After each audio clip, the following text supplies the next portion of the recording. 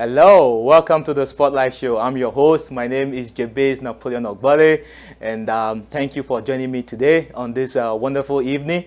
We're shooting right now from the city of Toronto, from the GBKM network, and thanks once again. So if you're watching me, wherever you may be, any part of the world, good morning, good afternoon, good evening. It's an awesome day, and I'm glad that you're sharing your evening with me today. Thank you once again. And remember, right now we're live on all our social media handles on Instagram, Facebook, and YouTube at GBKMTV. So remember, like, share, and subscribe, and tell your friends and family about this show. Welcome once again.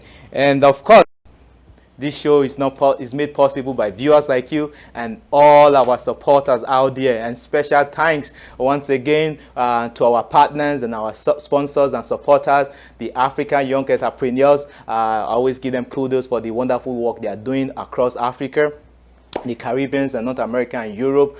They are spreading very fast. It's a network of young African entrepreneurs doing great things, and they have a network of over 10 million entrepreneurs already, and they have wonderful programs and they have wonderful plans for the future. Check them out on www.aye online.org. My apologies, www.ayeonline.org. And of course, our other wonderful sponsor from Canada here, Imani's Place, is a shelter. It's black-led for women who are victims of domestic violence, human trafficking, sex trafficking, etc. They have wonderful programs, and very soon I'm going to be sharing some of the wonderful initiatives that they are taking on within the community. So if you know any sister out there, any mother out there who is a victim of any of these circumstances, or who is homeless, having issues, be it illegal, immigration, whatever, reach out to them. They have a lot of resources to help. And of course, Pan-African Arts, Culture and Trade Institute, wonderful organization. Check them out, www.paacati.org, pakati.org. Yes, I'm so excited today, and sorry for those mispronunciations, but today is a wonderful day. Like I always say, this show is about me and you, discussing topics of interest affecting, people of color, people of African descent, wherever you may be across the globe, topics that affect us, especially migrants in the diaspora. Today is no different. Today we are going to take a wonderful journey, you and I. What is my topic of discussion today? My topic for discussion today is called, importance of empathy. I'm not here to preach. I'm not here to motivate. I'm only here to empower. Empathy is very important in this day and age. Why do I say that? The ability to understand and share the feelings of others. Have you watched the news recently? So much chaos and commotion happening across the globe. So much injustice. And we begin to wonder, humanity has evolved so much. Technologically we've advanced. Then why all this unnecessary challenges still? But that is the beauty of human nature. That is the beauty of freedom of speech. That is the beauty of freedom of choice. So today we're going to talk about the importance of that. And you're going to be wondering, you understand, what has empathy got to do with empowerment? It's very important, and that's why we're going to take a journey today. All right, across the globe, killings of unarmed black youth, people of color, has become something that has continued to reoccur in the United States of America. It is worrying, and people are beginning to discuss this and looking for ways to actually put an end to all these issues. And that's why even as we struggle with the negative impact of COVID-19, restrictions on travel in many countries, inability to socialize, to have festivals in the park, to have trade shows, to have music festivals and all that, because now there's restrictions. Even with the job losses and the business closure, yet again we begin to see issues that's really not supposed to be happening in this time and this age. I want to give kudos to everyone out there fighting for injustice in the system, whatever country you may be, whether you're in North America, you're in Africa, you're in Europe, Middle East, Asia. Kudos, because it is a lot of work, you understand, because the society we enjoy today was made possible by the sacrifice of many. And that's why today I'm going to take us on a journey, and we're going to take a look, a deep look into all these police killings and brutality across the globe. Why and what is the solution towards that? So guys, Recently, you saw the boycott. Yes, for the lovers of basketball, hockey, you see what happened in the NBA, and I want to say special thanks. You know, whoever may be watching, if you're a fan, if you're a player in the hockey league or NBA in North America, you know, it's high time. You know, we begin to take a stand, and whatever position of power you may find yourself, it's very important that you speak out. You understand? Because if you don't speak out, then definitely you're part of the problem. That, in my opinion. So thanks to all those young athletes, you understand, who decide to lose some money, not to play, and make their voice heard, because it's just important. I always tell people, there's power in numbers. You know, you need to take advantage of that. All right, guys, what do you think about the boycott and all this? You know, trending news about police killings, you know, some of these injustices. What I don't like about all these trends is the, you know, politicization of all these matters. I don't think anyone should take these kind of matters and use this for political gains. I just think we need a solution. Okay, so right, but I'm not going to take away, you know, the experience you have on this show, which is, you know, providing data and insights so you can make informed decision, you know, talking about opportunities out there for people of African descent, you know, across the globe, you know, migrants across the world. Spotlight Show is a program we discuss issues across the world that affect people of African descent in diaspora. We share information and data from research so that we're able to make informed decisions, you know. But I wanted us to quickly look at this issue because, you know, it's become a, you know, dinner table discussion, and it affects, you know, people within the African community a lot, you understand, because it's very, very painful when you see some of these things happening, because, I mean, these are human beings that police are just shooting for no reason, and I believe there are ways to de-escalate some of this situation, you know, from slave trade to its abolition, from civil rights women to women's suffrage, you know, from gay rights to decriminalization of cannabis in some of these countries, and now, you know, the use of, you know, police using fatal force on African American, you understand, and, you know, I begin to wonder, you know, is this the end or is this the beginning? You know, at this point in time, I just want people to reflect. You know, empathy is very important, and this is why I'm talking about empathy, because in whatever position, in whatever office you find yourself, you understand, you always have to, you know, be able to have that skill set, empathy. Because that way you are able to make better decisions, you understand, that improves, you know, your life and the lives of others within your community. You know, so as we people of African descent, you know, as if we don't have enough problems. A lot of us left the continent and the Caribbean islands, you know, to come to Europe or North America seeking better opportunities, and we don't want to be faced with this kind of discrimination. It's very, very, very uncomfortable, you know, and please, you know, for politicians out there, many of my viewers, I know, you know, some of you are politicians, some of you are in the police force, some of you have brothers, sisters, parents, you know, who are politicians or in the police force. So trust me, I don't want to do on the negativity. I'm always here to provide solutions, and that's why I want to talk about this and see what are the solutions out there to end this problem, if we truly want to end it. Okay, so guys, I'm going to brighten up your day, and so we're going to go into this topic today about this use of fatal force. Let's take a journey and understand how did it start, and you know, what are the issues and challenges, and how do we go back. And before we go there, you know, there's a data on the screen right now, and we're just focusing on America. Why are we focusing on America? Because America prides itself as the leaders of the free world, you understand, a country that uses democracy. But before we go there, you know, we try to get data to look at. You know, America obviously, you know, is a civilized nation, and you know, this is a CNN report, and this CNN report actually shed some light into police training.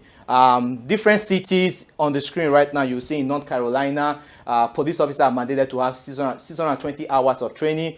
When compared to the same city in North Carolina, a licensed barber, you know, actually needs double of those hours, more than double of those hours, and you begin to wonder why in North Carolina. In California, the same thing. Police officers look at the hours that they require to be trained and licensed. In comparison to a cosmetologist, it's almost double.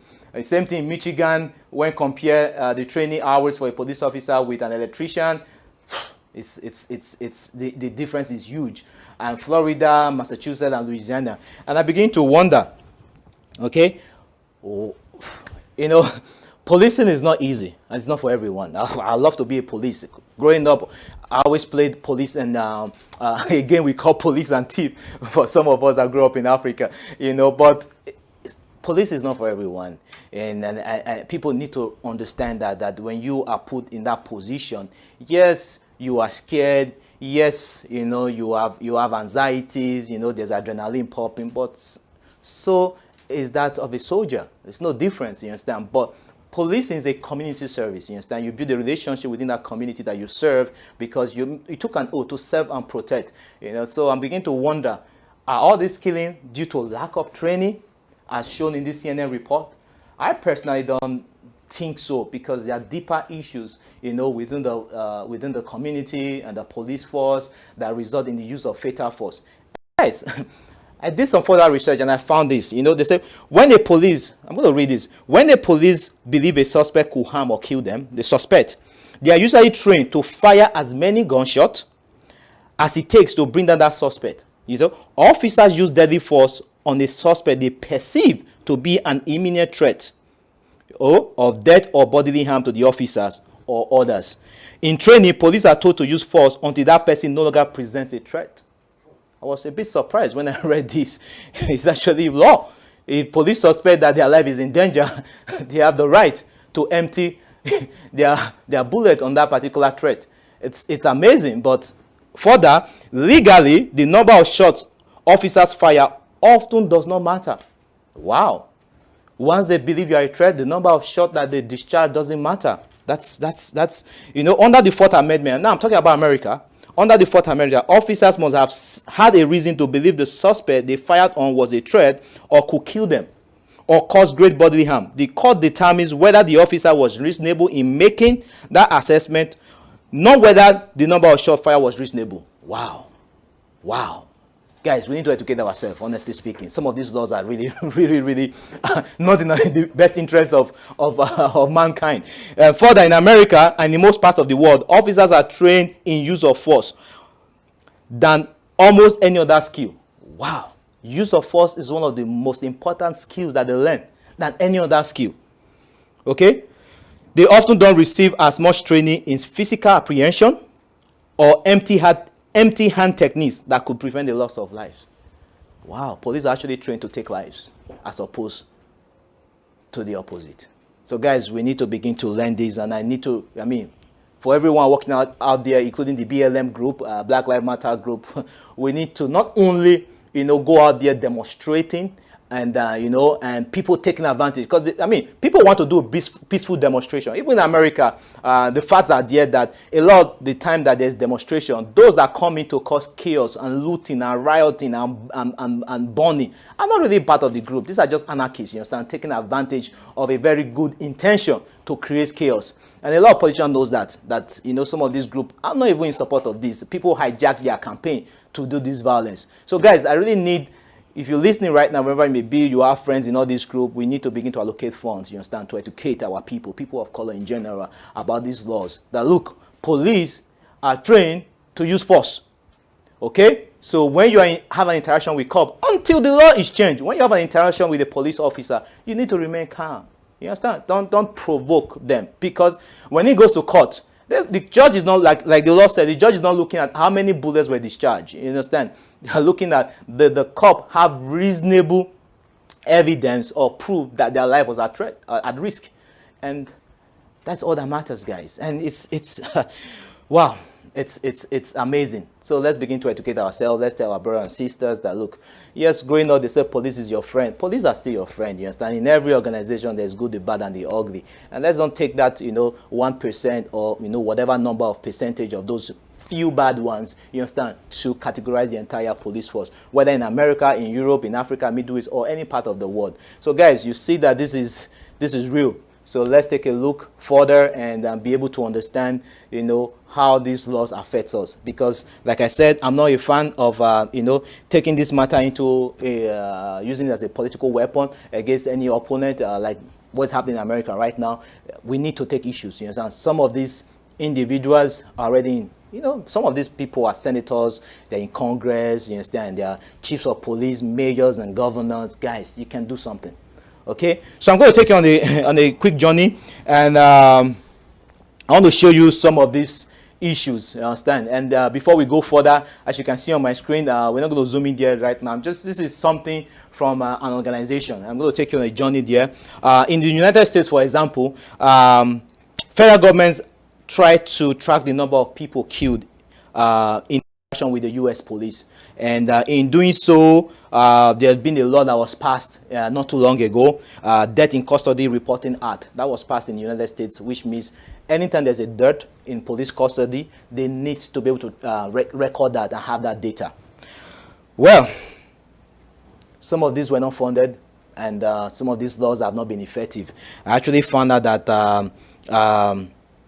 some of the top crime data experts in Washington determined that they could not properly count how many Americans die each year at the hands of police, so they stopped. So I'm wondering, is there a reason? Because, I mean, come on, in the 21st century, you cannot tell me it's very hard, because every occurrence is reported. These police officers, I mean, we know who they are, the station know who they are, the same thing with their firearms. So if you're able to, you know, look at COVID-19, it was tracked perfectly. Even the economy is being tracked perfectly. So I'm just wondering, why is it so hard to collect data of some of these killings that happened, you know, during police interaction? Well, that's the issue. What we found out is that police department are supposed to report deaths, but many police departments do not follow these rules because there's no reporting system in place for data collection, and there are no consequences for failing to report these numbers. So as a result, even though there's a law to track this, nothing's happening. And it's quite discouraging, and I believe for those of you watching, this is an industry that needs to be disrupted. Honestly speaking, this industry needs to be disrupted, because, come on, human lives are very important. These young men and these young women that are being killed, you know,